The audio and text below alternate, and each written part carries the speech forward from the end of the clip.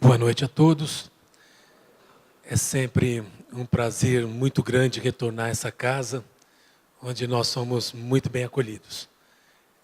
O tema da palestra de hoje é quando a dor nos permite repensar a própria vida. Para começar a ilustrar, a gente precisaria primeiro perguntar: o que é a dor?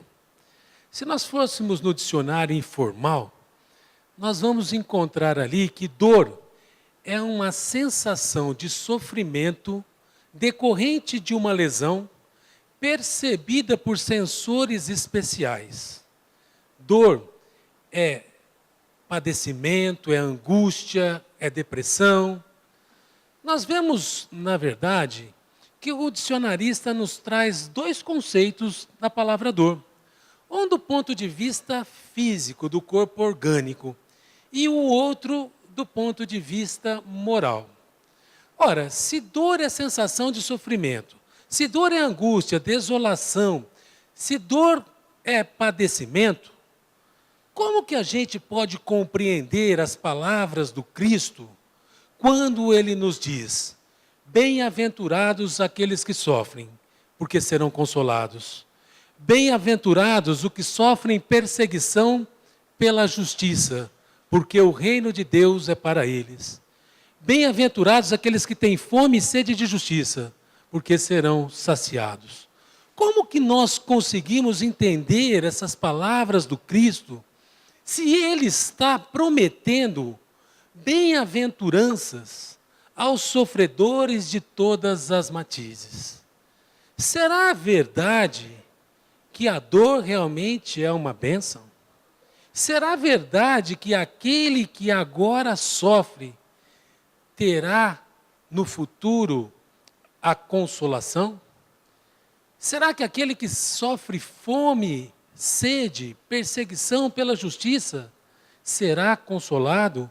O reino de Deus é para as criaturas sofredoras? Nós precisamos, primeiramente, tentar compreender o que o Cristo quis nos dizer com essas palavras. Porque é natural do próprio ser humano refutar a dor. Ninguém aqui, em sã consciência, pode dizer: obrigado, Senhor, pela dor que eu estou passando, obrigado pelo câncer que me carcome, pela doença que me deixa desolado, obrigado pelo meu problema financeiro, pelos transtornos que eu tenho dentro do meu lar. Quem em sã consciência agradeceria por isso? Ou buscaria passar por isso voluntariamente? E a resposta claramente vai ser não. Ninguém vai buscar isso. Ninguém deseja para si mesmo o mal, a dor. E na primeira oportunidade que nós temos de conviver com a dor, nós corremos para buscar a consolação. Ora, se Jesus está prometendo as bem-aventuranças para os aflitos, como então entender isso? Será que é errado buscar consolo para a minha dor? Será que eu tenho que buscar um sofrimento voluntário, aguardando essa felicidade que Jesus nos promete? É preciso que nós entendamos a profundidade dessas mensagens. Na verdade, Jesus estava nos dizendo nada mais, nada menos, para que tenhamos resignação diante do sofrimento, para que nós saibamos bem sofrer. E aí nós nos perguntamos: mas como saber bem sofrer? Como que eu posso passar pelo sofrimento? Nós temos duas maneiras de passar pelo sofrimento. Uma é a maneira positiva e uma outra a forma negativa. A positiva é: por que não eu? O que eu farei para enfrentar esse sofrimento? Como debelar a dor? Na maneira negativa: nossa, mas tinha que ser justamente comigo? Eu sou um condenado. Deus não me ama. É a forma negativa de enfrentar a dor. Mas as criaturas precisam começar a pensar como enfrentá-la. Porque a dor diante das circunstâncias e das condições que nós ostentamos na atual existência, mais cedo ou mais tarde ela vai nos visitar. Muito se tem dito por aí que na casa espírita o espírita vem pelo amor ou pela dor. E é verdade que muitos chegam aqui por causa da dor. Richard Simonetti, no livro Uma Razão para Viver, ele até nos explica que muitas criaturas chegam na casa espírita na tentativa de se livrar das dores atrozes pelas quais estão passando. Só que ele nos alerta que é preciso fazer com que essas criaturas se esclareçam quanto ao propósito da doutrina espírita. Porque, na maioria das vezes, quando elas vêm aqui movidas pela dor, elas acham que a casa espírita é um hospital mágico e que as suas dores serão debeladas num simples passe magnético, que elas não precisam fazer o menor esforço, porque a casa espírita vai resolver os seus problemas num passe de mágica. E o Richard Simonetti nos alerta que essas criaturas provavelmente não vão continuar na casa espírita. Porque se elas obtiverem a cura para a sua dor, elas vão embora achando que não precisa de mais nada. E se elas não conseguirem, elas deixam a casa espírita procurando outros lugares onde elas, na sua crença equivocada, possam crer que vão estar curadas. Por outro lado, ele nos alerta que aquela criatura que vem aqui buscar a consolação para a sua dor, mas enxerga a casa espírita como uma verdadeira escola, elas então acabam compreendendo a verdadeira essência da dor. Elas acabam encontrando o bálsamo para os seus próprios sofrimentos.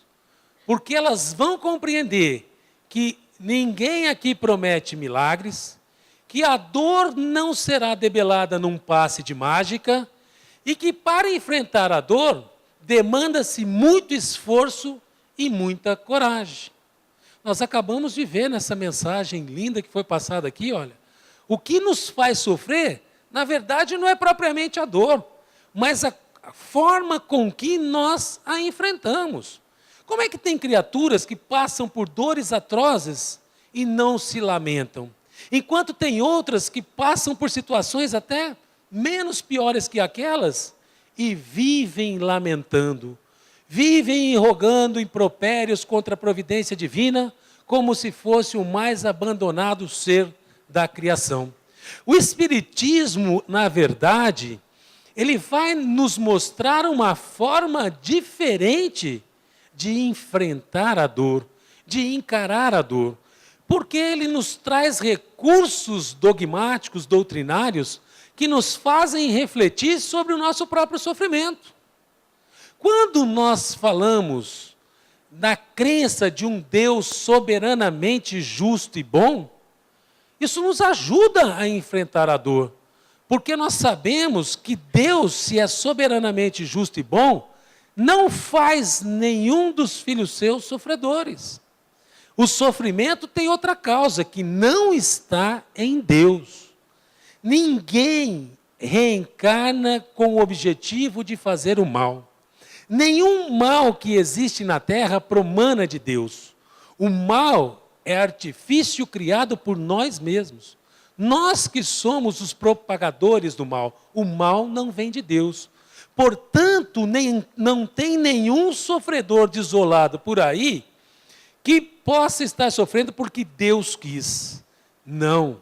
O sofrimento é consequência das nossas próprias atitudes. E aí a gente cai em outra questão que o Espiritismo aborda. Lei de causa e efeito. Ação e reação. Isso faz com que a gente enxergue a dor de outra forma. Quando nós falamos das causas atuais e das causas anteriores das nossas aflições, quando o Espiritismo nos convida a refletir sobre o dogma da reencarnação. Aí nós vamos buscando elementos para realmente nos convencermos de que a dor é uma consequência das nossas próprias atitudes, que nós somos os verdadeiros artífices do nosso próprio sofrimento. E que não adianta nos prostrarmos e ficarmos lamentando contra a nossa sorte, se somos nós mesmos os causadores daquelas situações que agora nos fazem sofrer. Mas, olha só, a casa espírita e o espiritismo, ele é tão cheio de bênçãos, que ele nos dá até receitas, eles até nos ensinam. Os espíritos nos ensinam como enfrentar a dor e como evitar até a dor, fazendo um processo de prevenção em relação à dor. Mas para isso é necessário que nós mudemos os nossos conceitos, os nossos valores. Na nossa vida atual, o conceito de felicidade encontra-se totalmente equivocado. Nós buscamos a felicidade na posse dos bens materiais, na riqueza, no poder, na ostentação, no sexo desenfreado, no prazer fugidio. Esses conceitos de felicidade é que estão equivocados. Esses conceitos é que precisam ser revistos. Porque toda vez que a gente aliar a nossa felicidade a essas condições, nós realmente vamos sofrer. E vamos sofrer a consequência daquilo que nós mesmos praticamos, ou por ação ou por omissão. Então é preciso que nós entendamos a doutrina espírita com o propósito de nos precavermos da dor ou de poder enfrentá-la de cabeça erguida, com galhardia, com consciência, com resignação, na certeza de que nós somos os próprios causadores do nosso próprio sofrimento. Esse é o papel da doutrina espírita para amenizar o nosso sofrimento. Ela, bem compreendida, é o melhor bálsamo que existe para qualquer tipo de sofrimento. Mas a criatura, ela fica pensando, eu sou o mais desgraçado do mundo, ninguém sofre mais do que eu. Se nós formos no Evangelho segundo o Espiritismo, no capítulo 5º, existe uma mensagem ali extremamente fantástica de Delfine de Gerardini. E é intitulada essa mensagem A Verdadeira Desgraça. Ela começa dizendo que todos os desgraçados da terra creem ser os maiores sofredores porque eles passaram por algum tipo de sofrimento.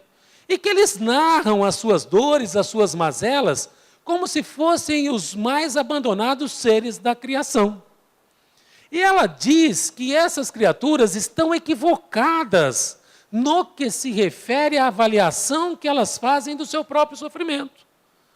Eles são desgraçados, segundo Delfine, porque eles não conseguem enxergar a dor além dessa existência.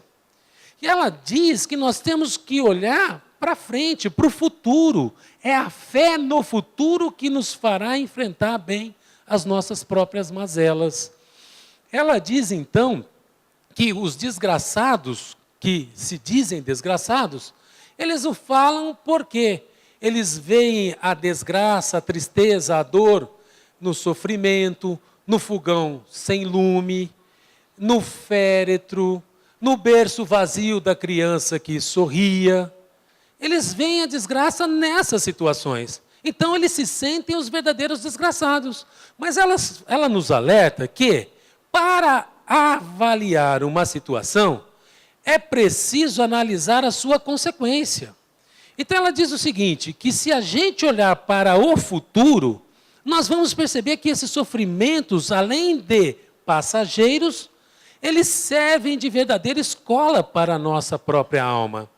E ela diz assim, que ela fala da desgraça, ela fala assim, vou falar-lhe da desgraça de uma forma florida, que você quer ouvir.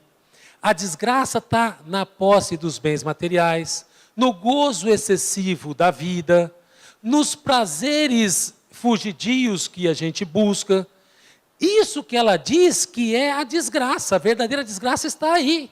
E não naquilo que nós achamos que é. Ela diz assim, que é preciso olhar o efeito.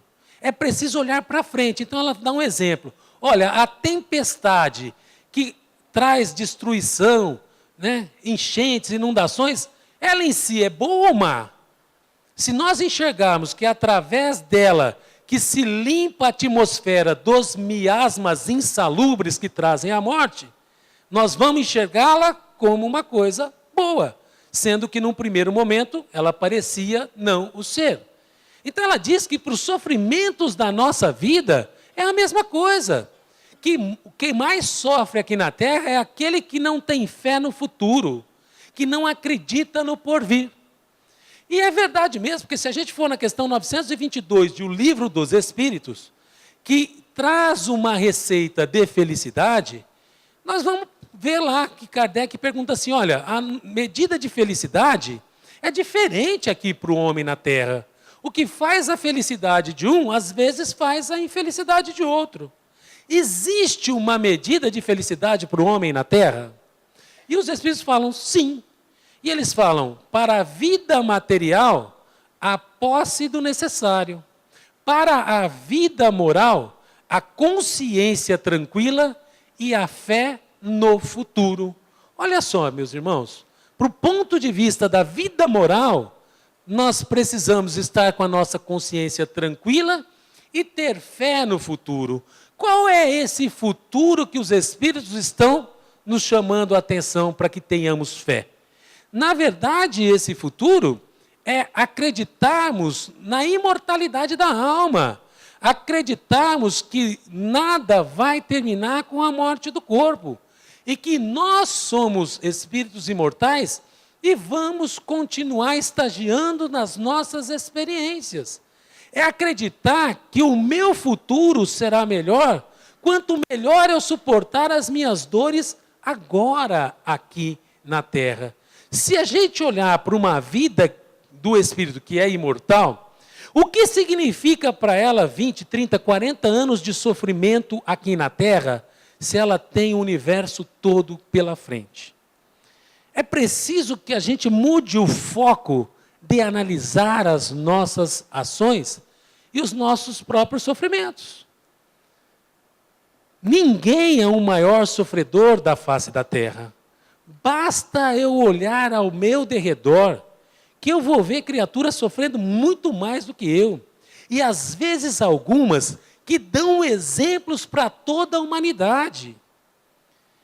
Quando o Kardec pergunta aos espíritos, como tem alguém na Terra que não tem oportunidade de fazer o bem?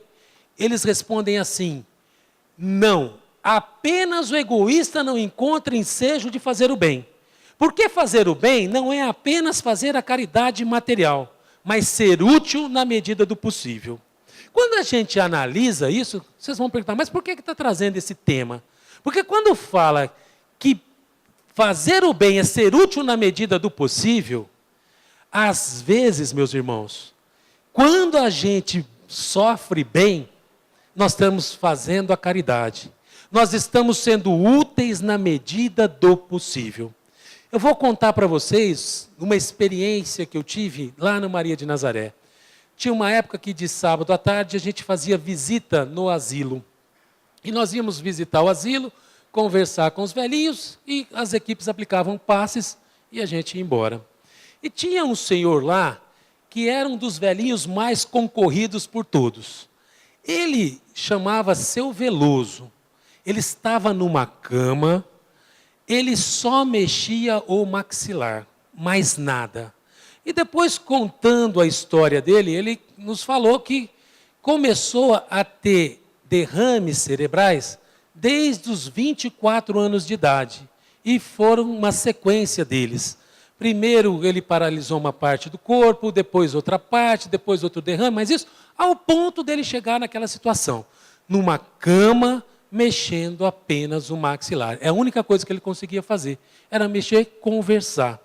E a gente chegava lá, né? Vamos aplicar passe, vamos conversar com a ideia de levar um alento para a dor daquela criatura, que já tinha mais de 60 anos, ou seja, era mais de 35 anos naquela situação, naquela cama. Como vai, seu Veloso? Tudo bem? Tudo está ótimo. Olha como Deus é misericordioso, que maravilha. Eu estou aqui, tanta gente me visitando, tanta gente que gosta de mim. Olha, estou bem cuidado. E a gente olhava aquilo e falava, meu Deus, que alma iluminada, de poder estar passando por uma situação daquela e louvando a Deus por tudo quanto ele estava recebendo. Ele gostava muito de bala, então muita gente ia lá com uma balinha no bolso e punha na boca dele, ele agradecia aquilo assim com uma forma como se estivesse ganhando numa loteria. Então são os valores. E olha só, aquela forma de sofrer, meus irmãos, era uma forma de fazer caridade, porque ele estava dando exemplo para outras criaturas de como bem sofrer, de como enfrentar a dor. Então a gente via uma situação daquela e saía de lá pequenininho, falando assim, nossa, eu por pouca coisa me julgo o maior do sofredor na terra, essa criatura que passa por um sofrimento dessa natureza, dessa gravidade, está louvando e agradecendo a Deus por estar ali com gente cuidando dele, por estar limpinho, por estar sendo alimentado. Então vejamos, meus irmãos, como os valores que devem ser modificados.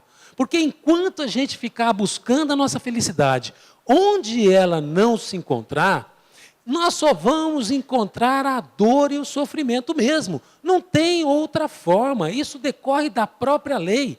E a lei de Deus é lei natural, é lei imutável. Ela não vai ser modificada ao sabor dos nossos interesses. Nós é que temos que nos curvar à verdadeira lei. E essas situações servem de mostra para tanta gente. Quantos de nós não conhecemos outras criaturas também que passam por dores dessa natureza e estão verdadeiramente resignadas? Por quê? Fé no futuro. Acreditam de uma forma verdadeira de que aquele sofrimento é passageiro e que com a morte do corpo ele estará liberto daquilo. É essa visão, por isso que os Espíritos nos falam, para a vida moral, se nós não crermos verdadeiramente na vida espiritual, nós realmente vamos fazer do nosso pequeno sofrimento aqui um dos maiores e mais atrozes motivos para as nossas dores. É preciso então, meus irmãos, rever as nossas condutas, a forma com que a gente tem que encarar aquilo que é dado a nós passar. Na verdade, o que o Espiritismo vem nos propor é que nós mudemos os nossos conceitos. E isso pode ser feito através do estudo. O estudo na casa espírita é extremamente importante, porque é através do nosso intelecto que nós vamos moldando as nossas próprias ações e vamos nos precavendo da dor. O Espiritismo ele tem que promover uma verdadeira reforma dentro de cada um de nós. E se isso não estiver acontecendo, meus irmãos, não culpemos a doutrina espírita, ela não está errada, ela está correta. Quem está errado somos nós, na forma que a gente está enfrentando ou encarando aquilo que ela nos diz. Então, é preciso que nós tenhamos essa consciência de que a dor, mais cedo ou mais tarde, vai nos atingir. Como que eu vou lidar com ela? Essa é a verdadeira questão. Quando que eu vou começar a me questionar sobre esses valores da vida? Vou esperar ela chegar ou vou me precaver? Nós temos o livre-arbítrio, que permite a cada um de nós agirmos da forma que bem desejarmos. Mas olha que interessante. Outro dia eu estava estudando aquele tema de experiências de quase morte.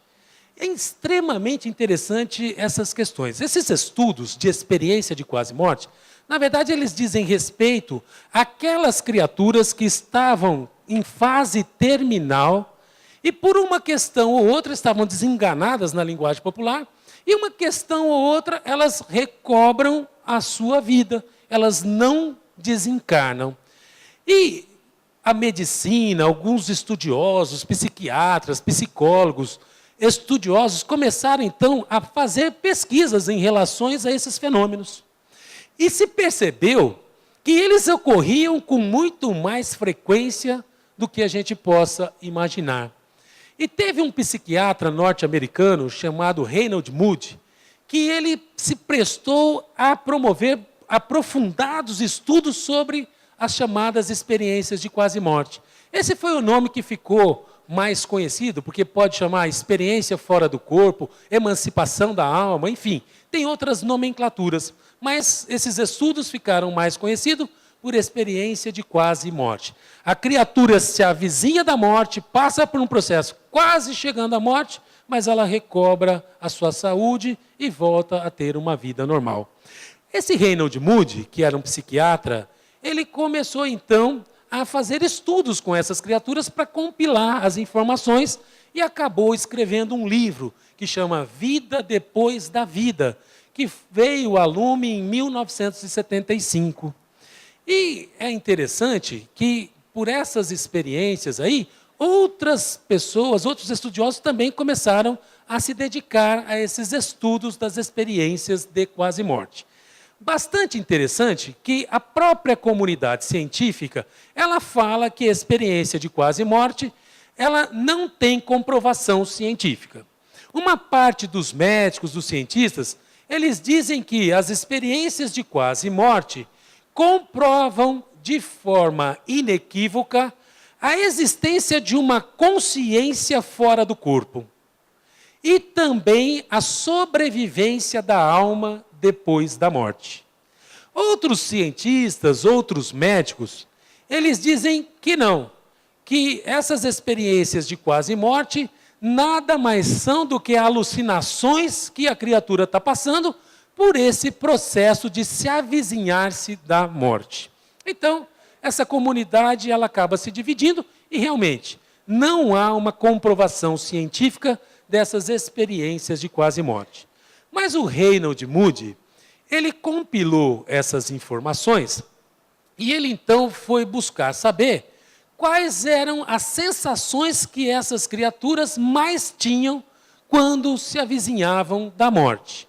Umas falavam que a experiência foi extremamente traumática, mas era uma pequena minoria.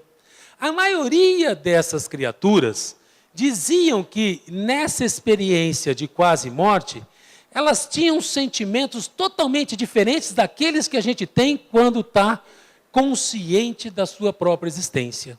Então, que essas pessoas, elas tinham uma percepção mais aguçada, mais vívida das coisas, elas percebiam as pessoas em seu redor, elas sentiam essas presenças, elas percebiam a presença de seres espirituais, elas tinham a sensação de estar num outro corpo flutuando ao lado do seu, elas tinham uma visão de 360 graus, elas conseguiam enxergar de qualquer lugar, e elas tinham, na verdade, experimentavam um alívio, uma paz interior.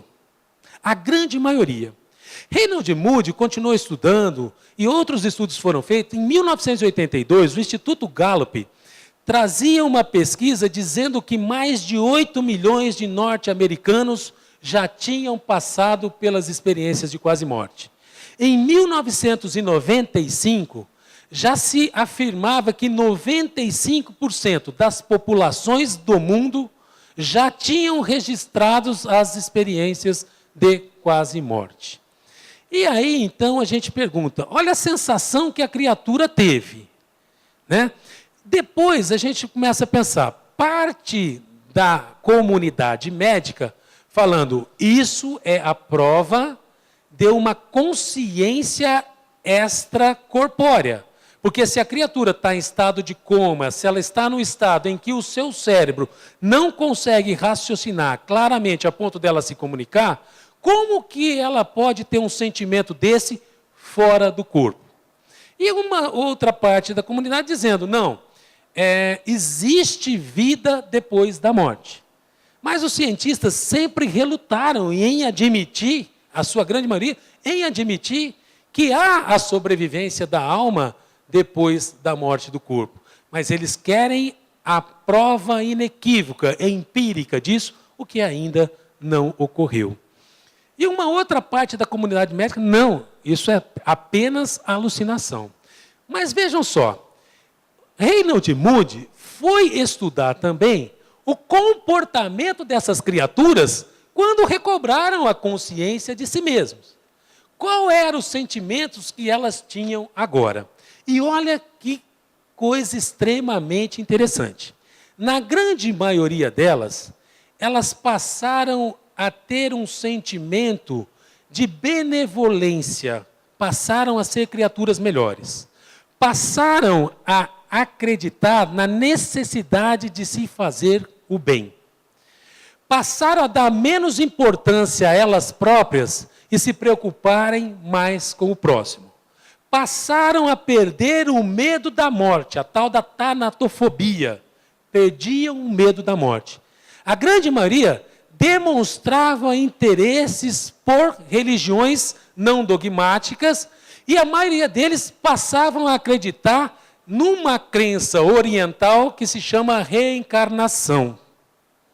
Vejam, meus irmãos, a maioria dizia que depois dessa experiência de quase morte, eles experimentavam uma visão mais nítida da vida, um interesse maior de lidar com as questões espirituais. Então vejamos, meus irmãos, para nós que somos espíritas, parece que isso já são coisas que nós conhecemos. Porque nós bem sabemos que quando a criatura, o encarnado, está numa condição de que a morte está se avizinhando, esses laços fluídicos que ligam o corpo ao espírito, eles ficam mais etéreos, mais tênues. E ele vive muito mais a vida espiritual do que a própria vida material. Mas vejam, meus irmãos, são médicos, são cientistas afirmando que isso é verdade. A existência dessa consciência extracorpórea. E olha só que interessante, essas criaturas chegam no limiar da morte, retomam a vida e mudam os seus conceitos morais. Elas mudam a forma de enxergar a vida e a forma de agir. Então eu pergunto, a nós espíritas, nós precisamos chegar a essa situação de uma experiência de quase morte para mudar a forma que nós estamos enxergando a nossa própria vida? E a resposta é claro que não. Um dia o Divaldinho estava falando lá no centro que se tivesse algum problema lá e que ele não pudesse manter mais nenhuma obra assistencial, a única coisa que ele faria questão de nunca fechar era o salão das palestras e dos estudos. Porque é através desses estudos que nós vamos conseguindo criar a nossa própria libertação desses nossos valores ainda equivocados. Se nós somos espíritas praticantes, nós temos um manancial de bênçãos que nos são concedidos a todo dia, que podia fazer com que nós mudássemos a nossa forma de agir, para que nós evitássemos o sofrimento futuro, ou que passássemos por ele com mais clareza de percepção. É só a gente colocar em prática aquilo que nós estamos assimilando aqui. O verdadeiro espírita tem que ser espírita transformador, ele tem que transformar essas ideias em ações, em atitudes, em favor de si próprio e em favor das outras criaturas. Por isso que nós precisamos fazer aquilo que Santo Agostinho nos recomenda, na questão 919A de O Livro dos Espíritos. Ao final de cada jornada, passava em revista a minha própria consciência e buscava saber de mim mesmo se durante o dia eu tinha feito alguma coisa de mal, pecado contra o meu semelhante. Se tivesse, eu quanto antes me reconciliar. Se não tivesse, dormia com a minha consciência tranquila. Lembrem, meus irmãos, 922 do Livro dos Espíritos. Felicidade, consciência tranquila, fé no futuro.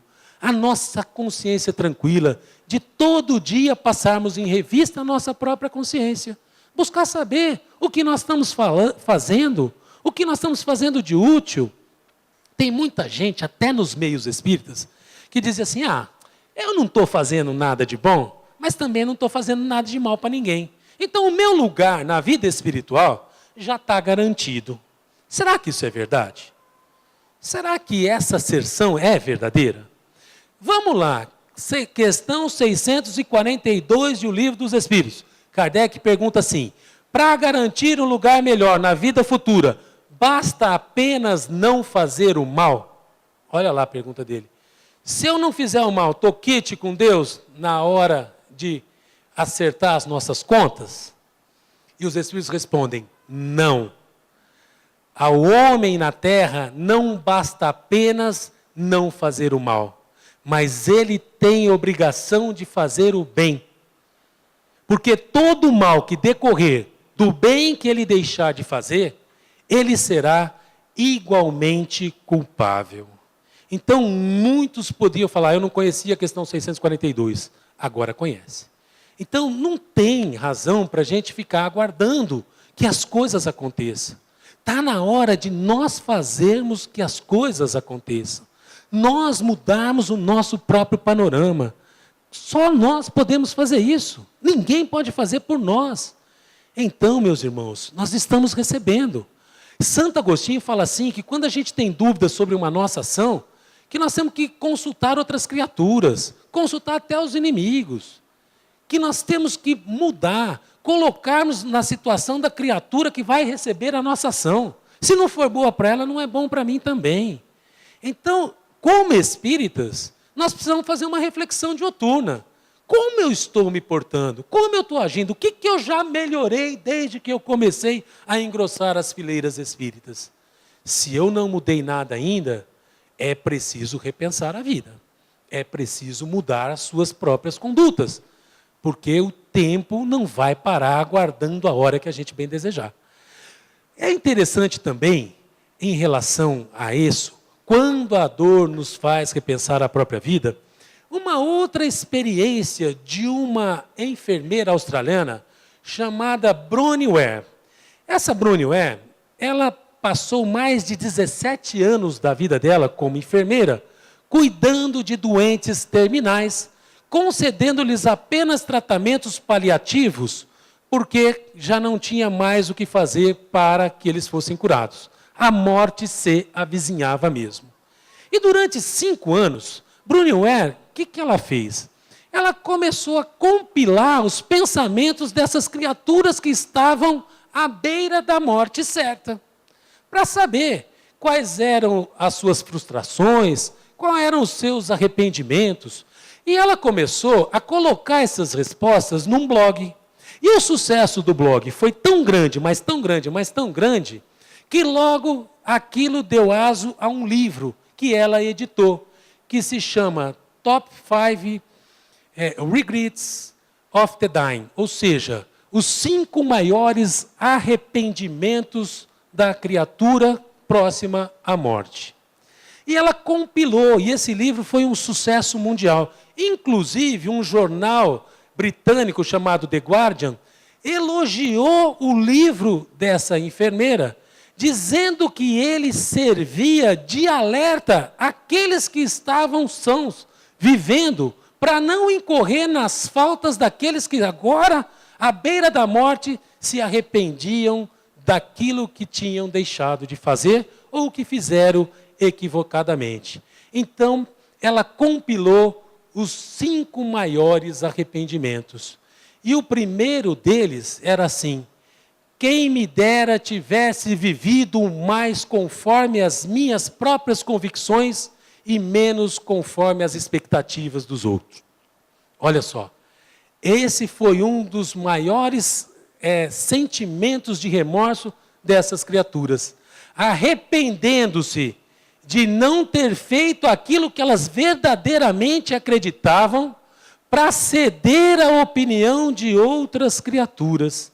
E agora estavam frustradas. Essas criaturas não tinham a morte se avizinhando, só lhe restavam o próprio arrependimento. E a gente traz esse alerta para a nossa vida atual. Será que eu estou vivendo de acordo com as minhas próprias convicções? Será que eu não estou deixando que essa pressão da sociedade influencie as minhas ações? Será que eu não estou dando muito mais valor àquilo que não precisa de valor? É uma reflexão que nós temos que fazer agora. E se nós nos conscientizarmos de que nós estamos deixando as nossas convicções de lado para viver conforme uma imposição de convenções sociais que não nos levam a nada, é preciso repensar. Porque se chegarmos a nos avizinhar da morte, só cabe então o arrependimento. Segundo maior arrependimento, por que eu trabalhei tanto? Olha que coisa interessante. E isso é bastante interessante para a gente refletir. Muitas vezes, nós estamos debruçados diante do trabalho, sem tempo para nada. Ah, mas é o trabalho. Ah, você não está em casa a tal hora. As crianças não te vê, você não vem almoçar. Ah, mas é o trabalho. Mas é o trabalho. Mas é o trabalho. E aí a gente pergunta, por que eu estou trabalhando tanto? Será que eu preciso me entregar tanto ao trabalho a ponto de eu não ter tempo para me dedicar a outros valores, até mais importantes que o próprio trabalho? E aí a gente pergunta, será que eu não estou querendo ter demais e ser de menos? Será que eu não estou buscando aquilo lá fora, aquilo que eu tenho aqui dentro já? Nós precisamos pensar, porque muitas vezes a criatura fica viciada no trabalho. Tem até os chamados workaholics, que são os viciados em trabalho, que eles só sabem trabalhar, trabalhar, trabalhar. Não conseguem nem de fim de semana conviver com ninguém, é só trabalho, trabalho, trabalho. Para quê? Para ter mais. Para quê? Para ganhar mais. Para quê? Então, a criatura precisa se perguntar. E esse é um dos arrependimentos dessas criaturas que estavam lá, avizinhadas da morte. Por que eu não aproveitei outros valores da vida? Por que perdi tanto tempo debruçado no meu trabalho? E é preciso fazer uma reflexão. Porque pai e mãe que trabalham fora hoje, precisa pensar, por quê? Porque às vezes estão desdenhando de compromissos muito mais importantes.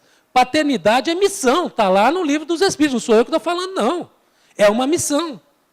E hoje o que a gente tem assistido? A busca desenfreada por um local no meio do trabalho, isso, aquilo, por ganhos melhores, tem feito que muitas famílias terceirizem o processo de educação dos nossos filhos. Isso não pode ser feito. Nós podemos terceirizar o ensino, a educação não. A educação tem que ser lá em casa. Mas eu não estou presente, eu estou no trabalho. A criatura vai se arrepender mais tarde. Outro arrependimento. Por que eu não convivi mais com os meus amigos? Olha, meus irmãos, por que eu não convivi mais com os meus amigos? Por que eu não aproveitei mais a vida? Não valorizei as verdadeiras amizades que eu tinha? Quantas vezes a gente tem um amigo longínquo, fica 2, 3 anos sem ver, amigo caro ao coração? Não pode mandar uma mensagem, uma ligação, um telefone, marcar um encontro, e a gente vai deixando a vida passar. Elegemos outros valores. E as verdadeiras amizades sinceras vão ficando de lado. E a amizade é movida na base da convivência. Se a gente não alimentar essas boas amizades pela convivência, as pessoas vão se esquecer de nós vamos nos esquecer de outros. E é excelente compartilhar as nossas amizades. Os amigos, meus irmãos, são criaturas especiais que nós mesmos elegemos para a nossa própria convivência. Quando a gente fala um parente, problema, esse eu tenho que conviver. Mas o amigo, eu que elegi, eu que vi virtudes em determinada criatura que a elegi para ser minha amiga.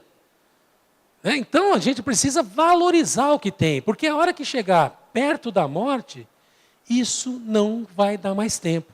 Outro arrependimento, por que não me permiti ser feliz? Ora, porque a criatura passou a vida inteira buscando a felicidade onde ela não se encontrava. Ao invés de se contentar com o seu necessário, ele não se contentava. Ao invés de lutar para ter a sua consciência tranquila ao final de cada jornada, ele nem buscava saber. Ao invés de buscar elementos para crer numa vida futura, ele não estava nem aí.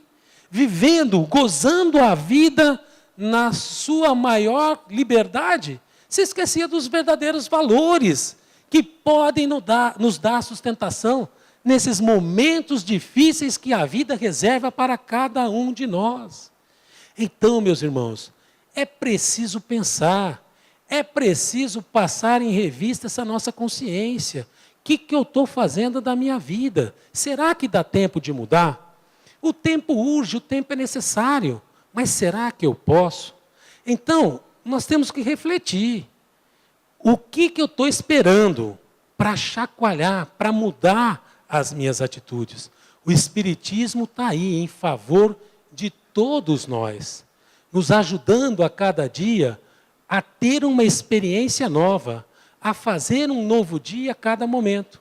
E os nossos valores cada vez mais equivocados. O que nós encontraremos lá na frente, senão apenas sofrimento? A Bronnie Ware faz um trabalho fantástico quando ela compila essas informações para nossas reflexões. E o próprio jornal The Guardian elogia que aquelas linguagens claras, aquelas ideias tão lúcidas, serviriam de exemplo para todas as demais criaturas. Outro arrependimento. Por que ele não gozou intensamente a vida com os verdadeiros valores espirituais? Esse é um outro sentimento de arrependimento que foi compilado. Então, meus irmãos, mudemos as nossas condutas, se quisermos ser felizes. Se quisermos encarar a dor com galhardia, com a cabeça erguida, sem temor, nós precisamos construir o nosso patrimônio moral. O Espiritismo ajuda a todos nós. A sorte está lançada. Que ouçam os que têm ouvidos de ouvir e que vejam os que têm olhos de ver. Boa noite a todos.